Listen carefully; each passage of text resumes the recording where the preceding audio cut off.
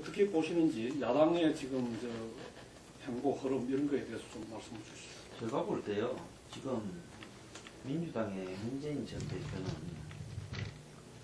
이게 이제 탄핵으로 가는 과정에서 결국 200석 의석 정족수를 갖다가 갖고 가는 과정이 개헌 정족수하고도 똑같잖아요. 그러니까 이 탄핵에서 새누리당의 지금 비주류가 가담을 하면서 이렇게 같이 가야 되는데 이것이 자연스럽게 개헌을 위한 정계 개편으로 이어지고 이렇게 그런 과정에서 또 개헌을 향한 동력이 모아지는 쪽으로 가면서 친문 세력만 빼고 지금 친문 세력이야 권력을 이렇게 독식하기 위한 현행 대통령제를 당연히 선호하겠지요.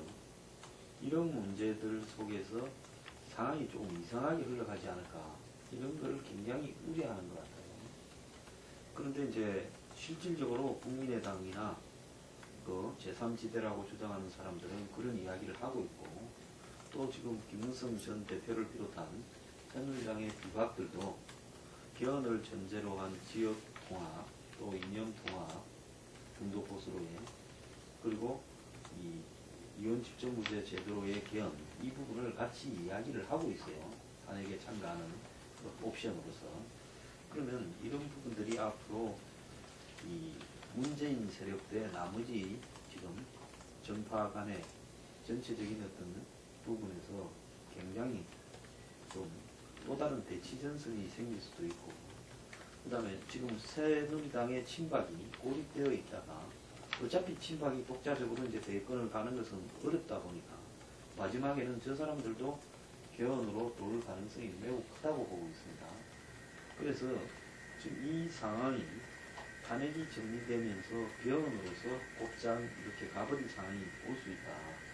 그렇게 되면 국회의원 300명 중에서 이 정당을 초월해서 개헌에 찬성하는 사람들이 200명이 이렇게 될 가능성도 있다. 이때 이제 개헌 세력과 반개헌 세력 간의 싸움이 전개될 가능성도 저는 매우 크다고 보고 있고 그 다음에 하나는 현재의 정치적인 어떤 이 정당들이 과연 국민들의 전체적인 의사를 반영해 주기 위한 만큼 다양하냐. 그래서 한국에는 어떤 새로운 이 시대적 조류를 반영하는 새로운 형태의 정당 출현도 필요한 거 아니냐. 다른 거는 다 IT화되어 있고 정당이라는데 왜 한국의 정당은 이렇게 오프라인 형태의 정당들만 존재하느냐. 한국에서 왜 온라인 정당이나 이런 인터넷 정당은 안 되는 거냐. 이런 부분에 그렇게 되어서 대중들을 갖다 수렴할 수 있는 그야말로 진정한 대중적인 정당이 나올 때도 되지 않았느냐. 이런 것좀 고민들도 필요한데요. 어쨌거나 이번 대선 과정에서 또 다른 탄핵 외에 또 다른 변수 개헌을 위한 정계 개편 이 부분이 또 매우 중요한 하나의 변수가 될 수 있다고 봅니다. 저는 현실적으로 봤을 때 차기 대선 전에 개헌이 이루어질 가능성은 물리적으로 좀 불가능하다고 생각을 해요. 이제 자진 박통이 자진 사퇴를 하든 아니면 탄핵 심판에 의해서 이제 내려오게 되든 간에 60일 이내에 대선을 치르게 되는 이제 상황인데 어느 경우든지 간에 그때 대선 일정 자체를 소화하는 것도 지금 정치권이 이건 말도 안 되게 버거운 상황인데 그 틈에 개헌 논의가 들어갈 틈 자체가 저는 없다 그렇게 보고 저는 결국은 특히 새누리당 입장에서는 개헌이 절실하죠. 어떻게든 좀 권력을 좀 분점할 수 있는 그런 체제로의 어떤 전환이 지금 아주 절박한 상황이지만 결국은 이후의 문제로 좀 넘어갈 수밖에 없지 않나. 물리적으로 봤을 때 우선 그냥 그렇게 생각을 하고 저는 그 야권 내 대선 주자들의 이제 경쟁과 전체적으로 봤을 때는 그렇게 봐요. 지금 전체적으로 이 국면에서 순서를 정해나가는 거라든가 무엇이 우선돼야 되는 거라든가 이거에 관한 민주당과 국민의당의 차이라든가 이런 거는 또 불가피한 면이 있다고 봐요. 기본적으로 각 당의 판단이 다를 수가 있는 거고 또 우선순위가 다를 수 있는 거기 때문에 그래서 그거 자체를 너무 이렇게 크게 받아들일 필요는 없고 그래도 그거를 국민들의 시선이나 지금 상황의 엄중함이 있기 때문에 그래도 그거를 더 균열을 크게 가져가지 않고 조율을 하고 좀 덮고 가려는 그런 걸 의식을 하고 있으니까 저는 그건 그렇게 대단한 문제는 아니다 생각하고 앞으로도 아마 그거는 유지가 될 수밖에 없는 활동 아닌가 그렇게 이제 봅니다. 그리고 대선 주자들 같은 경우는 이미 사실 뭐 대선 얘기 누구도 입에 담으면 안 되는 상황이니까 뭐 그런 거를 내놓고 하지는 않지만은 이미 그 박근혜 퇴진을 지금 퇴진 투쟁을 해나가는 각자의 어떤 행보가 사실은 또 한편으로 보면 또 경쟁이기도 하거든요. 자기의 어떤 그 색깔에 맞는 자기 방식의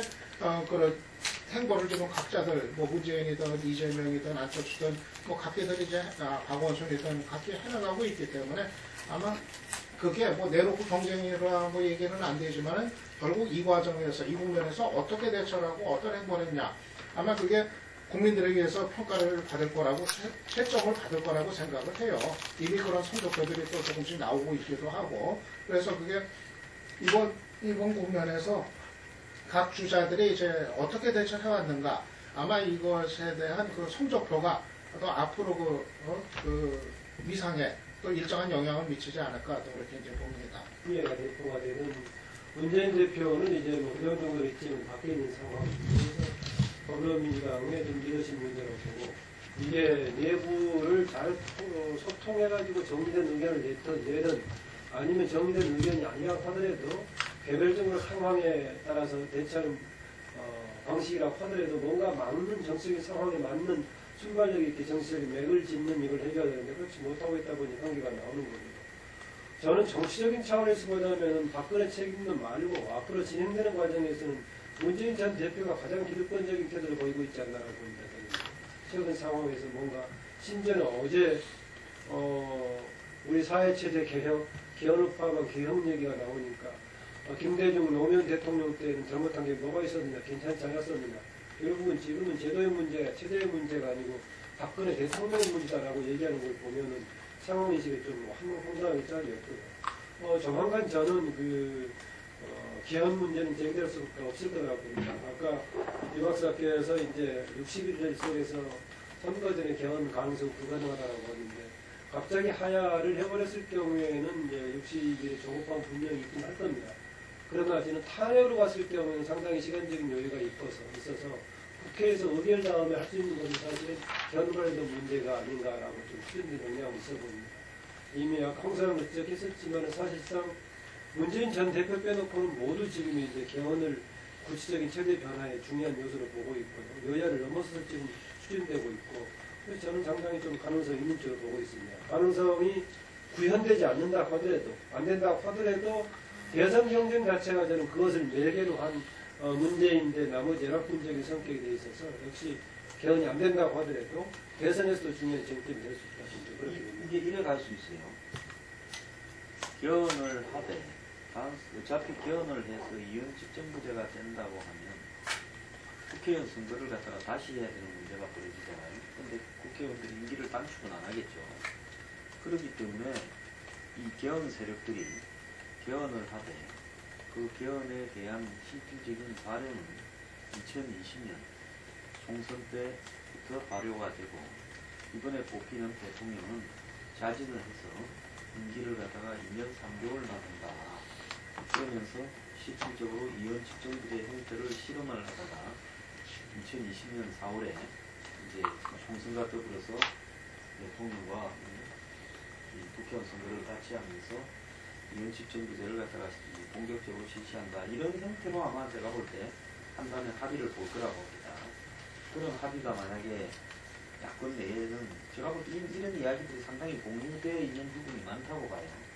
그러면 우리는 국회의원 이번에 대통령 선거의 임기는 2년 3개월이고 뭐 중간에 가면 더 길 수 있고. 예, 그리고 그 2년 3개월만 하고 그 2년 3개월 동안에도 이원 집정부제를 예, 어떤 총리와 내각 구성을 갖다가 운영하겠다.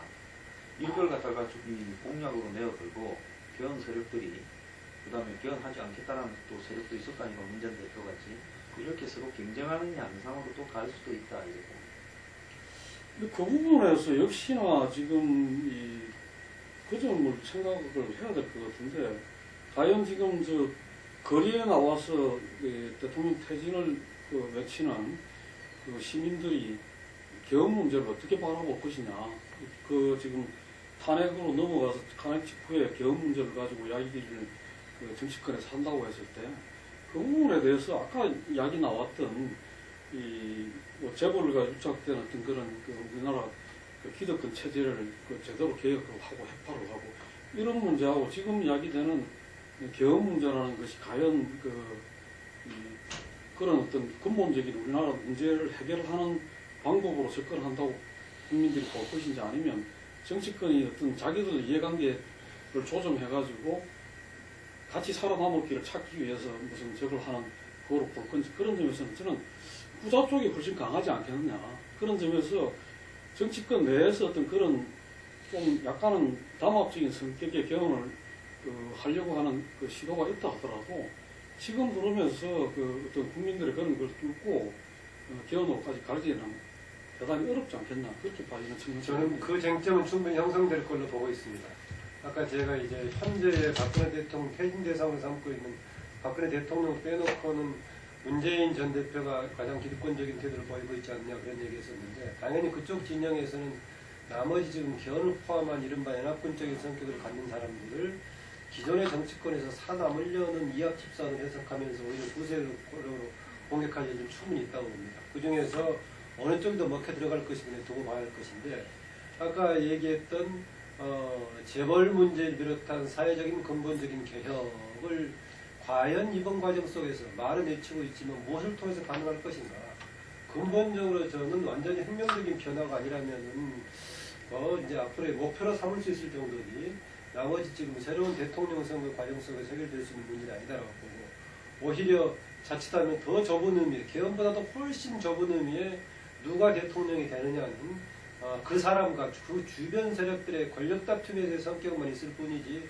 저는 그것은 아주 미세한 부분이다. 오히려 개헌 같은 게 훨씬 정치 한정된다고 하더라도 사회적 변화에서는 몇 배 더 큰 문제다. 저는 개인적으로 그렇게 봅니다. 그런데 제가 볼 때는 이 개헌이 이번에 이런 말하는 혁명적 과정을 갖다가 이 정치권에서 어떻게 풀어나가느냐를 국민들이 지켜보고 있잖아요. 말하자면 지금 개헌이라는 게 이런저런 뭐 정부 통제나 뭐 이렇게 사년 중임을 제외한다면 어째 말하면 개헌을 가장 추천하는 사람들은 지금 이 권력의 분산, 이원 집정부제나 내각제를 이야기하고 있는 부분들이 많은데 그랬을 때는 그거는 의회 권력이 되는 거거든요. 국민이 볼 때는. 그럴 때 잘 알다시피 우리나라 정치 불신, 국회의원의 불신이 얼마나 큽니까? 그렇기 때문에 금방 말씀하신 대로 자기들끼리 어떤 단합, 자기들끼리 어떤 그 권력을 갖다가 이렇게 자기들로서 가져오겠다. 그래서 이렇게 나눠서 어떤 이 나름대로 총리를 통해서 그걸 실현하겠다. 뭐 이렇게 볼 여지는 저는 굉장히 크다고 봅니다. 이게 그래서 어떤 사람들은 우리나라에서는 지금 대통령제를 갖다가 조금 변화시키는 거 외에 그건 어려울 것이다 이렇게 진단도 하고 하는데 저는 그 부분이 어쨌든 간에 이번 박근혜 정부의 어떤 퇴진, 탄핵이 됐든 뭐가 됐든 어떤 이 퇴진과 그 이후의 어떤 또 그 과정에 정치권이 어떻게 국민들한테 신뢰를 받는가 이 부분이 상당히 중요하다고 보여지고 그 과정에서 이 대선 주자들의 어떤 지지율이라든지 이런 부분도 굉장히 저는 이렇게 뒤바뀔 수 있다고 보여집니다. 그렇기 때문에 아마 지금 개헌 문제를 이것이 가닥이 잡히기 전에 제기하고 그 부분들을 갖다가 하나의 중심 축으로서 가져가려고 하는 부분들은 상당히 어려울 수밖에 없다. 개헌 논의는 지금 상황에서는 해프닝으로 결국 끝날 수밖에 없다. 이렇게 봅니다. 국민이 동의할 수 있는 정말 우리 사회, 나라의 시스템을 바꾸는 개헌은 시간이 지금 워낙 제한되어 있어서 불가능하고 논의 자체가 지금 현실적으로 가능한 개헌을 한다면 권력구조 변경 이거에 이제 국한이 되는 그런 개헌일 수밖에 이제 없는데 이거는 국민의 동의를 지금 받기가 어려운 상황 아니겠는가. 지금 촛불 민심이 원하고 있는 거는 어쨌든 박근혜 새누리당 시대에 대한 아주 대대적인 청산 이거를 지금 이제 원하고 있는데 기본적으로 지금 논의되는 권력구조 중심의 개헌은 특히 새누리당이 이제 절박한 거는 어떻게든 권력을 분점하는 이런 형태의 개헌을 이제 의미하는 거로 받아들여질 수밖에 없기 때문에 아마 그거는 저는 국민의 동의를 받지 못한 채 굉장한 저항을 받으면서 결국은 이제 얘기 나왔다가 들어갈 수밖에 없는 그런 거 아닌가 좀 그렇게 생각합니다. 저는 이래 봅니다. 저는 뭐 개인적으로는 개헌 반대하는 사람이 있어요. 두 가지는 하나는 안보 문제 때문에 반대하고요. 하나는 그대 경제 세력 재벌 같은 사람들이 권력을 분산시켜서 이렇게 정경 유착을 더 심화시키거나 이런 입장 때문에 반대했는데요. 솔직히 대통령 한 명이 엉망이면 얼마나 나라가 엉망이 될 수 있는가 하는 부분을 지금 다 보여주고 있어요. 근데 우리가 이제 앞으로 굉장히 유의해야 될 점은 촛불을 든 사람 중에는요. 보수도 있고 중도도 있고 뭐 진보도 있고 여러 가지 세력들이 다 뒤섞였지. 그 사람들을 갖다가 촛불 민심이라고 일률적으로 이렇게 규정하려고 드는 이런 자세를 굉장히 조심해야 될 거라고 봅니다. 저 만약에 말입니다. 야권이 이걸 진행시켜가는 과정에서 조금만 잘못했다거나 이런 일이 발생하면 저도 금방 꺼질 수도 있어요. 그렇기 때문에 그 촛불 민심과 개헌을 바라보는 시각을 여는 거는 저는 좀 억지스러운 측면이 있다 이렇게 봅니다. 솔직히 말하면 이번에 국민들 전부가 학을 떼서 나도 계속 이제 대통령 직선제를 고수해야 될 건가 내 스스로도 고민에 빠졌어요. 왜 그런가 하니까 아니 저렇게 개판을 치는데 그래도 견제하는 시스템이 되면 좀 더 낫지 않겠는가 이런 생각을 해봐요. 그렇기 때문에 이 문제는 이 기존의 어떤 탄핵 부분은 그대로 가겠죠. 그런데 탄핵으로 가면서 이 문재인 대표 진영을 제외한 나머지 진영은 개헌에 대해서 공감을 하고 시도할 가능성은 매우 크다 봐요. 그게 되든지 안 되든지는 별개의 문제이지만. 그래서 개헌을 하겠다는 사람이 한 축의 대통령의 유력 후보로 나올 가능성은 매우 크다. 그래서 문재인 대 개헌 세력 간의 어떤 그런 어떤 대통령 선거가 될 가능성이 크다.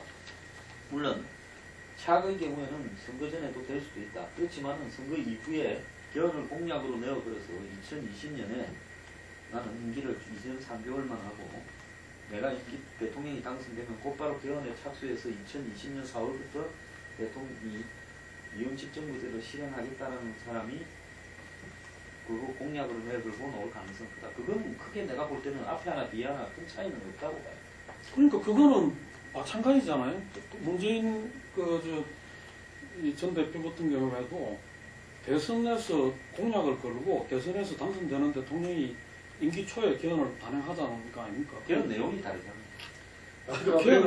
그랬는데 나는 최근에 와서는 개헌이 중요한 게 아니고 사람의 문제다라고 계속 강조를 드리면서 그렇고요. 저는 뭐 부분적으로 상당 부분 동의하는데 그래서 될 수 있느냐 아니냐는 이제 여러 가지 조건에 따라 달라지는데 일단 대선까지 과정에서 저는 굉장히 중요한 쟁점이 될 거다라고 보고 만약에 야당의 경우에는 리더십이 더 중요한 쟁점이다라고 들고 나오려면은 이재명 정도가 후보군에 가깝게 됐을 경우에는 리더십이 사회개혁의 중요한 쟁점이다라고 치고 나오려면 좀 여지는 좀 있어 보입니다. 만약에 그렇게 될 수 있다면.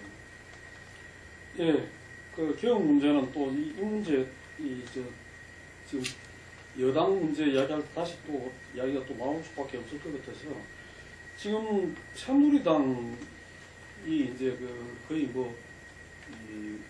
앞날이 어떻게 될지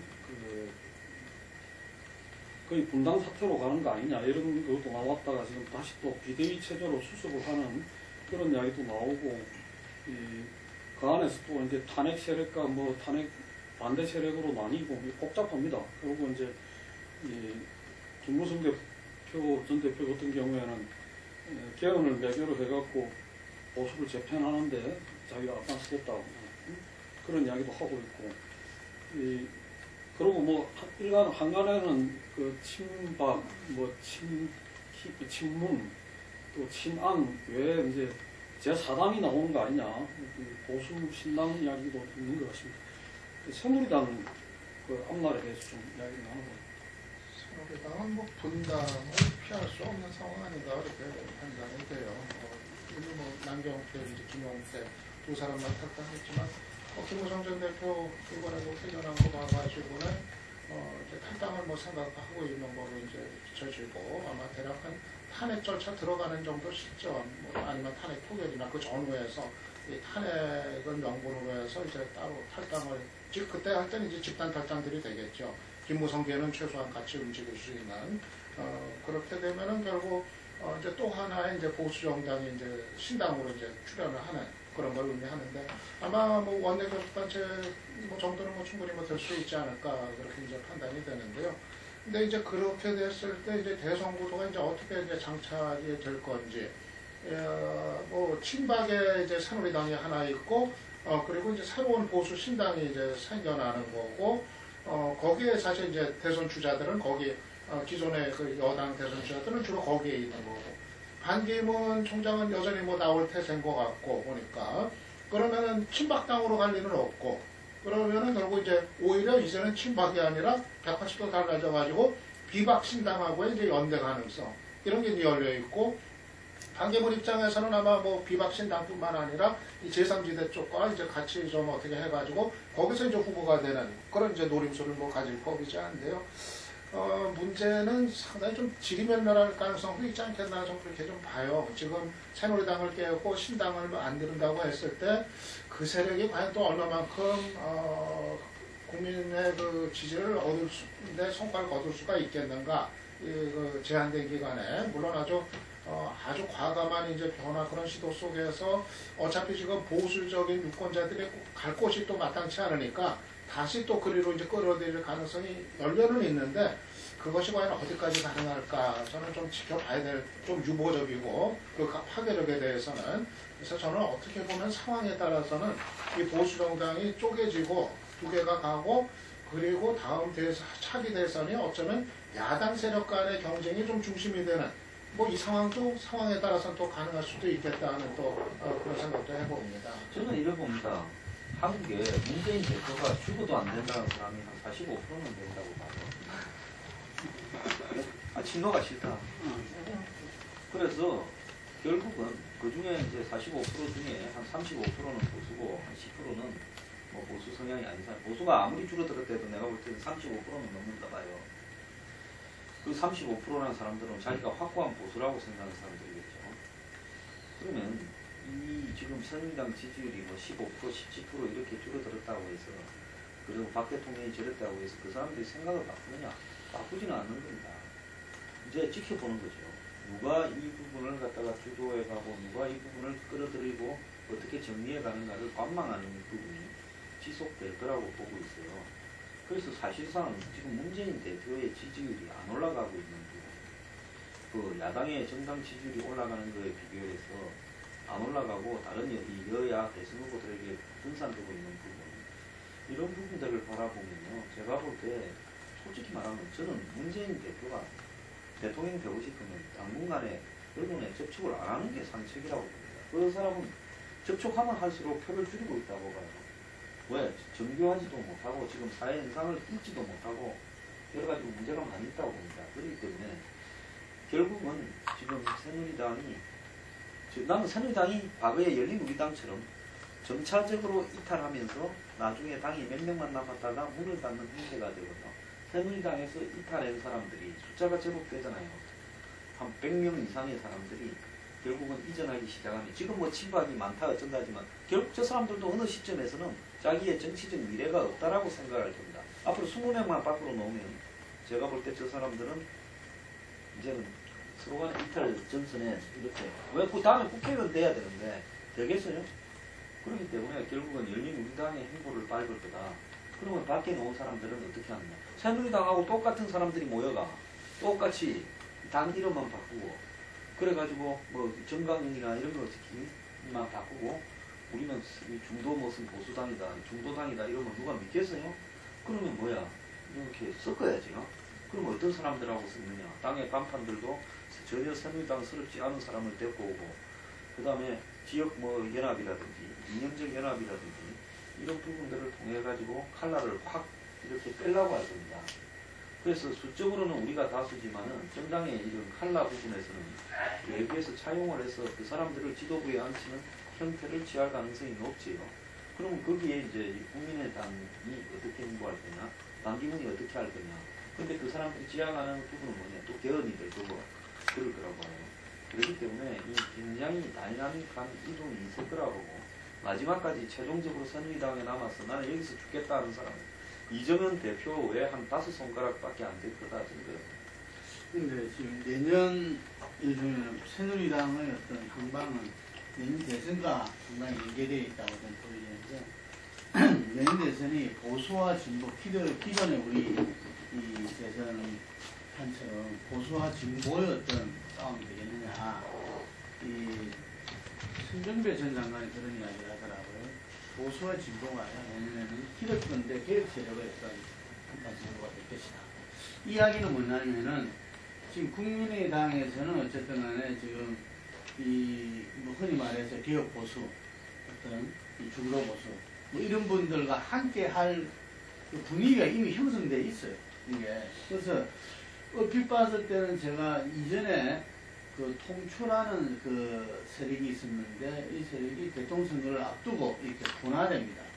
이렇게 한나라당으로 가는 부분이 있고, 이렇게 김대중 DJ로 가는 이렇게 나눠졌었는데 국민의힘으로. 그래서 국민의당도 아마 모두가 그렇게 하지는 않을 거고 제가 그 부분에서 좀 나눠지지 않겠나 이런 생각이 드는데 어쨌든 간에 지금 그 이야기가 김무성 전 대표를 그 위시에서 상당한 이렇게 서로 간에 이 교류가 있고 이야기를 갖다가 지금 진전이 되고 있다 이렇게 들었어요. 그렇기 때문에 아마 이 보수의 어떤 재편 부분들은 불가피하고 그 보수의 재편이 이 중도 보수 예를 들면은 같이 하면서 그 부분이 어쩌 말하면 자기들이 이렇게 개혁 세력을 이렇게 추천하면서 놓을 가능성이 크고 여기서 아까 말한 반기문 총장 같은 경우도 이 친박당이 아니라 이게 합세할 가능성도 크다는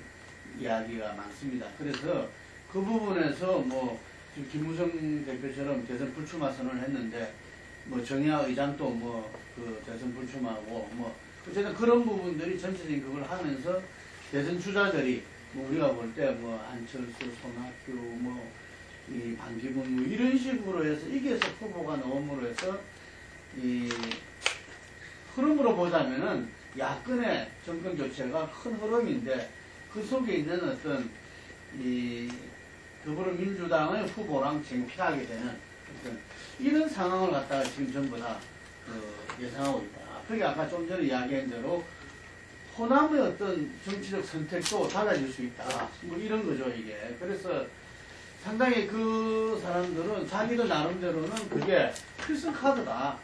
이렇게 보고 있다는 거죠. 그래서 새누리당의 어떤 그 운명은 어쨌든 간에 지금 이 정치가 명분과 세력이라면은 그 명분은 이미 잃어버렸고 그 세력도 지금 현재 이 뭐 범친박은 벌써부터 지금 움직이기 시작했고 친박이라고 하는 부분들도 상당히 눈치 보고 있는 그런 상황이다.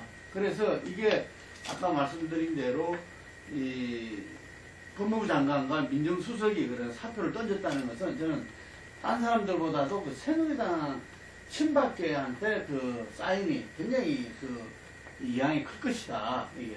그래서 이 향후에 이 박근혜 대통령이 어쨌든 간에 하는 이 여러 가지 이렇게 앞으로 어떤 향방에 있어가지고 결정적인 영향을 주지 않겠나. 그것은 바로 이 새누리당의 친박의 몰락. 바로 예상된다고. 새누리당 운명에 대한 전망에서 세력의 재편까지 얘기가 나왔는데요. 뭐 이번에 아까 이미 얘기가 나왔지만은 일정하게 정치 세력의 재편될 소리가 있다라고 봅니다. 저는 또 그게 현실적으로 가능성도 있지만 필요한 부분이라고 봐요. 수십 년 전에 한 번에 형성됐던 정당 진영을 계속 보수한다는 것 자체가 사실은 한편으로는 그 사회적인 변화를 반영하지 못하고 있는 것이고 또 만약에 그런 식의 진영이 수십 년간 계속 이어지면서 된다면 저는 그 사회 자체가 공존으로 가기는 어렵다고 봅니다. 한 번씩은 섞여가는 과정이 있어야 된다고 봅니다. 이미 몇 번의 과정이 있었죠. 아까 얘기가 나왔던 뭐 신영국당과 새정치국민회의로 나눠졌던 그런 시기도 있었지만 그 이전에 사실은 민자당으로의 통합 과정도 있었고 사실은 이후에 열린우리당 형성 과정에서 부분도 조금 있었습니다. 그래서 이번에도 조금 그 변화의 가능성이 있고 또 그게 일정한 한편으로는 시대적인 변화이면서 또 한편으로는 새롭게 사회가 또 이제 플러스로 엮어지면서 또 통합되는 방식이기도 하다 그렇게 봅니다. 그래서 그런 변화를 좀 오히려 긍정적인 측면에서 찾는 그런 입장이고요.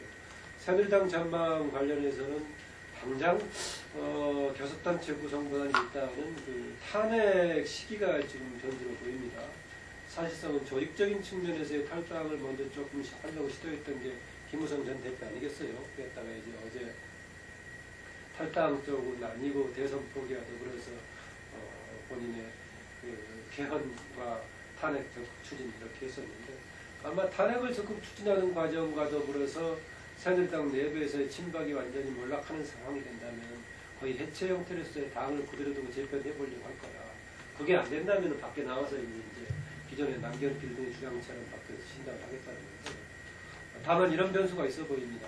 지금 이제 비대위 다시 거론되고 있는데 비대위가 조기 출범할 경우에 제가 봤을 때 해체 수준의 새로운 당의 개혁이 아니라 절충 형식이 될 가능성이 있다고 봅니다. 그렇게 보면은 이번에 만약에 빨리 탄핵 이전에 비대위 체제가 된다면 절충의 형태가 되고 그것은 4.13 총선 패배 이후에 만들었던 비대위 또 혁신위와 똑같은 형상이 돼서 당의 변화는 어렵고 그런 결과적으로는 오히려 분당의 소리가 크다. 혹시 이제 탄핵을 계기로 몰락한다 모르겠지만요. 저는 그렇게 보고 있습니다. 일단 비대위가 형성되지 않고 탄핵이 먼저 일어나느냐 절충적인 형태의 비대위가 먼저 뜨느냐로 새누리당 전망에서 일단은 변수가 될 수 있다는 겁니다. 제가 볼 때 아마 새누리당의 그 김무성 최경환 간의 그저께 비대위를 얻고 그 다음날 아침에 곧바로 김무성 대표가 대선 불출마하고 탄핵하겠다 이야기를 했잖아요. 두 개가 좀 안 맞잖아요. 그럼 그 비대위는 아마 이 친박 측에서 이렇게 묶어놓기 위해서 아마 최경환 본인이 직접 나서서 비대위를 하되 대표를 이렇게 세운다든지 이런 어떤 부분을 던졌다고 보는데 김무성 대표가 어제 아침 회견으로 사실상 그건 끝났다고 보고 있습니다. 그 비대위 부분은. 그래서 제가 볼 때 비대위로 갈 가능성은 별로 없다. 왜냐하면 지금 정도가 되었을 때 저 당을 재건을 해서 저 간판으로 나도 이름은 또 바꿀 수는 있겠지만 선거가 되겠느냐 대선부터 총선까지가 저는 어려울 거라고 당사자들은 다 알고 있을 거라고 봅니다. 그렇기 때문에 결국은 새누리당이 점차적으로 이동해서 한꺼번에 이동해서 뭐 하는 것도 모양이 그 밥이 그 나물인데 몇 사람만 넣었다 이래 될 거니까 점차적으로 이동해서 선거 탈당한 사람들이 밖에 있는 사람들과 당을 만들어가는 걸 가고 그리고 점차적으로 거기에 합류하면서 아마 당 간판을 호남 사람으로 세울 가능성이 저는 매우 크다고 봅니다. 호남 사람으로 세우고 대선 후보도 호남이나 충청으로 세우고 강경훈 사무총장은 아마 거기에 접촉을 시도해서 하든지 안 그러면 안 나오든지 하게 될 것 같아요. 제가 볼 때. 그렇게 하면서 결국은 그 세력 때 민주당 세력 간의 대선 대결이 되고 지금 남아있는 친박 새누리당은 저는 소멸될 거라고 봅니다. 1년 하면요. 대선 전에 소멸될 거라고 봅니다. 그렇게 되면 결국은 기존의 이 지역연합 성격이 될 수가 있어요. 제가 볼 때는 아마 그 호남 지금 저기에 자리 잡고 있는 국민의당에 자리 잡고 있는 호남 출신들하고 그 다음에 이 새누리당의 영남 출신들 간의 지역연합이 이루어질 소지가 저는 있다고 보고 있고요. 또 그렇게 하면서 이념적인 부분에서 서로 간에 적당히 조정할 가능성이 있다고 보고 있습니다. 왜냐하면 이런 부분이 외부적 충격이 워낙 크기 때문에 이제는 그런 어떤 부분에 별로 집착을 안 하려고 할 것 같아요. 그러면서 그것들이 궁극적으로 대선 전이든 이원직 정부제 개헌에 대한 합의를 전제로 하고 어쨌든 이 당에서 나오는 사람은 사실상 임기 2년 3개월만 하겠다고 선언할 것 같아요. 그렇게 되면 상당히 다양한 집단들을 모아가지고 좀 다양한 의석수로서 민주당에 버금가는 의석이 형성될 가능성이 있다고 보고 정의당도 지금 어쨌든 그 개헌에서 선거구제 개편을 지향하는 거 아니겠습니까? 정의당도 그게 같이 할 수도 있죠. 그건 아마 기존의 이 선거구제에 대한 개편도 개헌과 같이 이야기할 거예요. 그래서 그런 어떤 부분에서 변화가 있을 거다. 그래서 새누리당은 제가 볼 때는 없어진다. 네. 많이 좀 달라서 틀 자체가 지금 현재 이제 새누리당에서 이탈한 층 대체로 좀 부동층으로 가 있는데 그 층의 형태가 결국 차기 이제 대선을 이제 가른다 그렇게 보면 된다고 이제 생각을 합니다. 지금 이 정당들 그 지지율 그 순위가 지금 바뀐 거 민주당이 지금 1위를 가지고 있는 게 민주당이 특별히 뭐 의미 있는 상승을 한 건 지금 특별한 게 없더라고요. 제가 쭉 보니까 9월 그 셋째 주 목금으로 그러니까 국감에서 미르 K스포츠재단 이제 본격적으로 터지기 직전 그때부터 계속 민주당 당 지지율도 횡보예요. 횡보고 문재인 전 대표 지지율도 계속 이제 횡보고 소폭 상승이고 그런 정도 의미 있는 뭐 이렇게 그 상승이 아니고 그러니까 박스권에 이제 갇혔다 뭐 이제 그 얘기를 하는데 사실은 뭐 정상적인 장면은 아니죠. 지금 새누리당이 그만큼 이제 폭락을 해가지고 순위가 바뀐 건데 여당이 저렇게 망할 정도의 폭락을 겪었으면은 제1야당 지지율은 콩충 찌는 게 이제 정상인데 결국 지금 박스권에 거쳐 있는 게 지금 사실 문재인 전 대표가 사실 중도층을 의식을 해가지고 그동안 그렇게 이제 조심스러운 행보를 이번 국면에서 또 했던 건데 그게 이제 먹히지 않는다는 얘기가 되는 거고 결국 이제 그 지지율의 어떤 그 가치 면상 이거는 뭐 계속된다 봐야 될 것 같고 그러면은 지금 새누리당에서 이탈한 그 층이라고 하는 게 박근혜 욕은 지금 하고 이탈을 했지만은 그렇다고 해서 또 문재인 대통령은 싫다.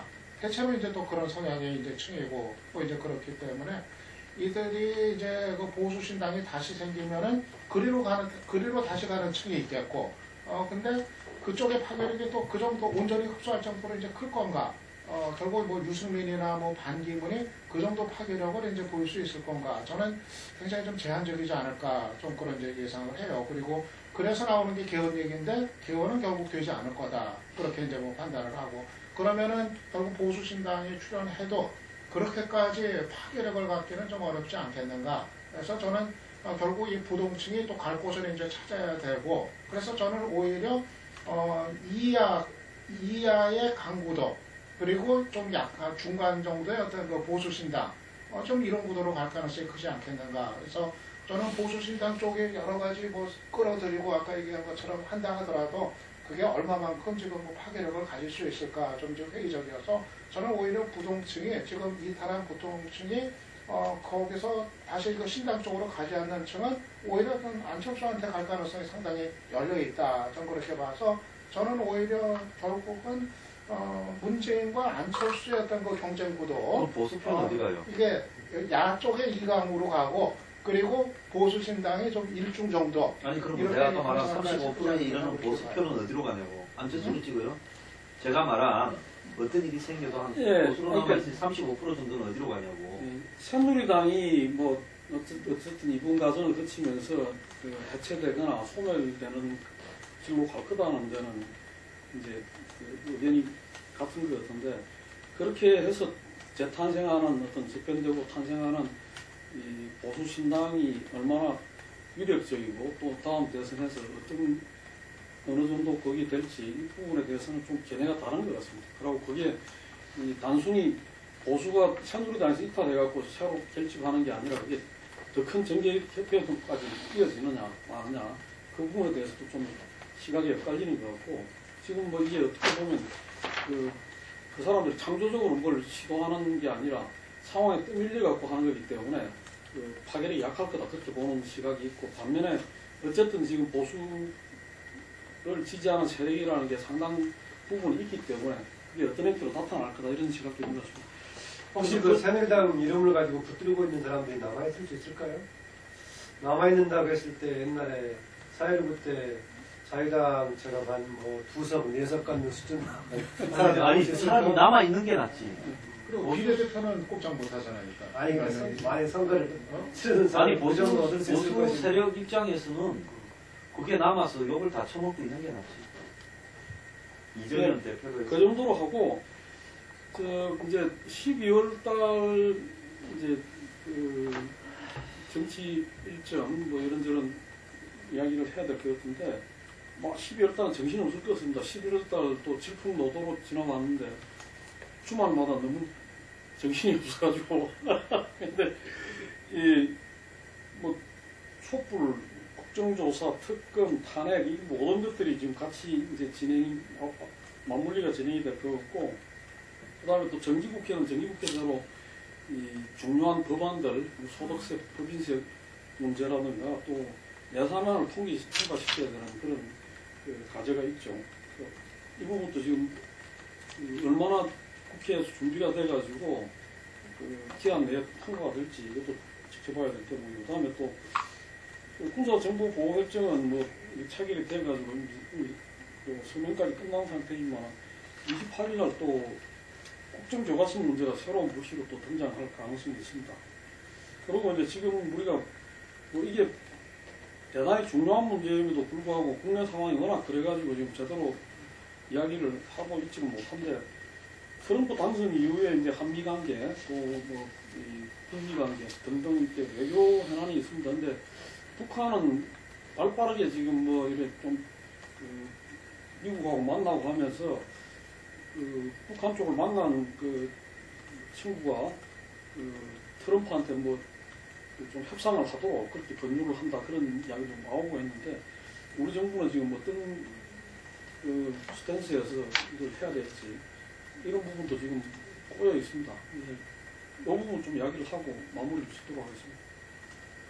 저는 지금 12월뿐 아니라 내년 상반기까지 나라가 참 우려가 되는 상황이라고 보거든요. 지금 박근혜 대통령 퇴직 문제가 결론이 날 때까지는 뭐 도저히 지금 정부로서 정상적인 국정 활동을 할 수 없는 상태인데 지금 대단히 어려운 시기란 말이에요. 지금 경제도 지금 상당히 심각한 수준, 내년 들어가면 진짜 IMF 꼴 날지 모른다. 지금 기업들 쪽에서 그런 얘기도 좀 나오고, 그리고 지금 당장 트럼프하고 이 북한 문제, 트럼프 집권 초기에 사실 이걸 좀 북한에 대한 이걸 조율을 제대로 해놔야 되는데 첫 단추부터 이상하게 가면 이게 돌이킬 수 없는 상황으로 가고, 그러니까 박근혜 정부가 계속 있는 한에 있어서는 이런 식으로 이번에 군사정보보호협정 저렇게 한 것처럼 계속 엉뚱한 일을 벌일 위험이 대단히 크고 이게 대단히 좀 위험한 시기가 될 것 같은데, 그래서 저는 사실 이제 안타까운 게 계속 그거예요. 아까도 얘기했지만 저는 야당이 지금 이 상황에서는 정말 좀 뭐 여러 가지 전략적 고려도 있을 수 있지만은 정말 국정을 책임진다는 그런 소명의식에 따라 가지고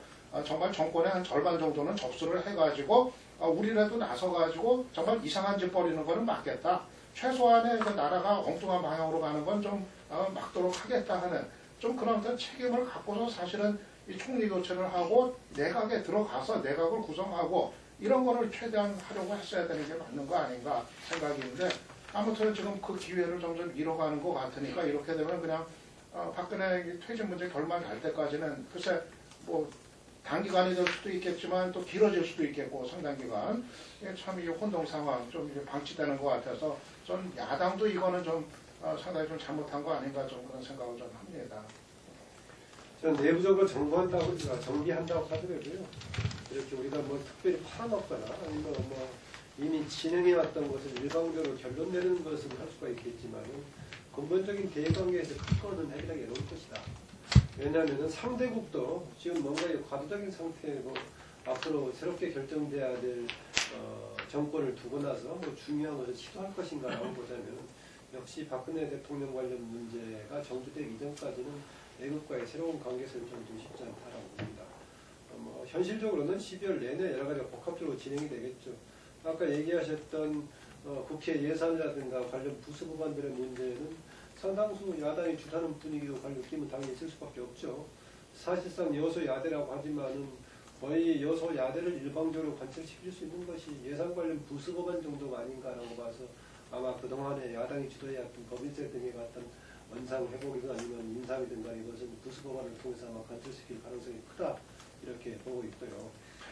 그 다음에 국정교과서 관련 문제는 이미 부분적으로 검토했던 사람들이 28일 공개되고 나면은 그대로 관철되기가 어려운 그런 내용을 담고 있다 해가지고 뭐 한일 군사정보 보호협정처럼 국정교과서도 박근혜 정부에서 이미 해가지고 완성된 것이니까 그대로 추진했다라고 하는데 이것은 그대로 추진되기 어려울 겁니다. 내용 문제도 있고 중간에 책임을 맡고 있는 교육관들도 보면 고파하고 있는 상황이어서 이것은 그대로 진행되기 어려울 거라고 보고 있고, 역시 가장 큰 문제는 지금 뭐 한 일주일에서 보름 사이에 다른 문제도 결정되고 할 거니까 박근혜 대통령 관련 문제가 가장 크게 될 거고요.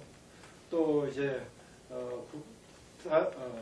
검찰 특별수사본부 수사에서 이제 특검과 국정조사에 넘어가는 국면에서는 역시 김기춘과 우병우 문제 그리고 재벌들과의 유착과 뇌물 문제가 이제 국민들은 또다시 더 확산된 쟁점으로 등장할 거라고 보고 있습니다. 저는 지금 한국 사회에서 벌어지고 있는 이런 부분에 대해서요.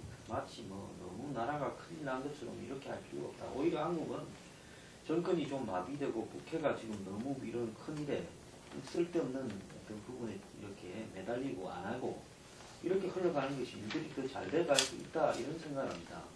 군사보호, 뭐 한일 군사정보보호 뭐 보호 협정이나 이런 부분에 대해서는 야당이 지금 이 한민구 장관 해임 결의안을 내겠다고 안 하면 잘한 거라고 보고요. 지금 이런 부분들을 안보 이슈들을 계속 던질 수도 있어요. 이런 부분에는 야당이 그냥 내버려 두고 지금 무겁고 큰 문제에 대해서 집중하는 것이 방향을 흐트리지 않는 거다라고 보고 있고, 지금 미국은 아마 당분간 이 미국이 한 2달 자신들의 이 캐비넷을 갖다가 내각에 들어갈 사람들을 다 정비하고, 지금 국무에는 뭐 롬니가 될 것 같고 국방은 매티스가 될 것 같고 이미 외교안보 보좌관은 풀림이 됐는데 굉장히 강성이고 노후한 사람으로 구성이 되고 있는 것 같아요. 그런 측면에서는 한국의 정권이 향배가 잡힐 때까지 아마 탄핵이 걸려서 어떻게 되는가 안 되는가까지 미국은 한국 측에 대해서는 당분간 내버려 둘 거라고 봅니다. 요즘 내버려 두는 사람이 하나 더 있죠. 김정은이가 10월 16일 날 쏘고 이제 미사일도 안 쏘지 않습니까? 이것도 최순실 효과라고 봐요. 그래서 북한도 좀 가만히 있고 미국도 가만히 좀 있을 거라고 봅니다. 그 다음에 한국이 어떻게 정리가 되는가 탄핵 부분을 보고 아마 미국 측에서 그 다음에 자신들의 현황과 북한 문제에 대해서 이렇게 들어갈 거라고 보고 있고요. 다만 지금 어수선한 그 문제들은 빨리 정리할 필요가 있다. 국가를 위해서. 부총리가 2명인 문제에 대해서는 빨리 뭐 임종용을 처리하든지 유일호를 처리하든지 야당은 거기에 동의해 줄 건지 말 건지 입장을 밝혀서 빨리 하나로 정리할 필요가 있다. 굉장히 어려운데요. 민주당이 오늘 그렇게 하겠다고 지금 또. 그 굉장히 중요한 문제라고 봐요. 그렇게 하고 또 민주당이 김병준 문제에 대해서도 철회하라든지 차라리 김병준으로 바꿔라든지 입장도 분명히 할 필요가 있다. 김병준 문제도. 그래서 지금 어정쩡한 사람은 다 이렇게 빨리 정리할 필요가 있고요. 야당이 박통에 대해서 법무장관과 수석 문제도 민정수석 문제도 빨리 오늘 안에 정리하라고 이야기를 좀 할 필요가 있어요. 사표를 받든지. 그래서 야당이 이런 문제에 대해서 전국을 정리하는 모습을 보여줘야 야당도 수권 능력으로 이렇게 인정받을 수 있다 이래 봅니다. 저게 어수선한지 오래 가는 게 좋다라는 부분은 야당도 그거 내가 볼 때 별로 좋지가 않을 것 같아요. 금방 그 이야기한 대로 제가 볼 때는 이제 그 야당도 어떤 국민들의 어떤 평가, 심판대는 아니지만 국민들의 평가와 거기에 대한 어떤 그 선택, 이게 이제 앞에 보여지게 돼 있다. 어느 정도 지금 이제 대통령의 어떤 이 퇴진 탄핵 정국이 이렇게 가닥을 지금 좀 다음 좀 잡게 되지 않겠어요? 여러 가지로 아까 말씀하신 국정조사 특검 그리고 탄핵의 어떤 이 실제적인 국회 추진 부분들이 되지면서 이제는 거기서 그 야당이 그 부분에 대해서 무슨 정부 여당의 책임을 미룰 것이 아니라 본인들이 어떤 주체적으로 풀어나가야 되기 때문에 그 부분이 아마 지금까지하고는 달라질 수밖에 없다고 생각을 합니다. 그것은 지도부가 됐던 그 뭐 여러 가지 그 정책 파트에서 이 예산 처리도 있고 그 부분이 됐든 간에 야당이 정말 수권 정당으로서의 어떤 이 실력을 보여줘야 된다. 그리고 기본적인 본인들의 어떤 가치라든지 이런 것도 다 국민들한테 내놓고 아마 평가받을 것이다. 좀 전에 제가 이야기했지만 결코 현 제1야당인 어떤 더불어민주당으로서 정권 교체가 만만치 않다는 거죠. 금방 말씀하신 대로 이 여당이 저렇게 무너졌음에도 불구하고 야당의 지지율과 제1 대선 주자인 문재인 전 대표 지지율이 박스권에 지금 묶여 있다라는 부분들이 뭔가 저는 야당과 문 전 대표도 굉장히 고심하고 있다고 봅니다. 그 부분에 대해서 누구보다도 본인들이 제일 잘 아는 문제이기 때문에 그래서 이 부분들을 어떤 기존의 어떤 이 전략으로 방식으로만 풀어서는 안 된다라는 부분들을 갖다가 이 깊이 이렇게 장악하지 않겠나. 그랬을 때는 본인들이 어떤 굉장히 주체적으로 적극적으로 이 정국에 임하고 국민과의 어떤 이 직접적인 어떤 평가를 갖다가 생각하면서 뭐 이 그냥 어부질이라든지 그 다음에 숨어서 될 문제는 결코 아니다. 그 생각이 들어서 아마 적극적으로 이 어떤 이 뭐 예산 처리도 그렇고 그 말씀하신 대로 국정교과서 문제도 그렇고 지금 뭐 이 국정조사 청문회라든지 뭐 이런 부분에서 자기 실력이나 이런 걸 다 낱낱이 다 드러날 수밖에 없다고 생각이 됩니다. 그래서 이게 정말 야당이 이 일부에서 그 평가받았던 어떤 이 자기들만의 어떤 그 이렇게 닫힌 세계의 어떤 그런 정치 세력이 아니라 정말 국가와 나라 전체를 갖다가 국민 전체를 그 책임질 수 있는 그런 세력의 힘을 아마 보여줘야 됩니다. 예, 뭐 12월 달 전국이 여러 가지로 아주 속도감 있게 또 여러 형태로 또 다양한 어떤 그런 그 주체들이 움직일 거라고 봐지는데 그 중에서도 주로 이제 야당이 정신 차리고 좀 더 잘해가지고 이 국면에서 좀 책임 있는 모습을 국민들한테 보여주는 게 중요하다. 그 이야기로 초점이 모아진 것 같고, 자, 오늘 토론 여기까지 하겠습니다. 수고하셨습니다.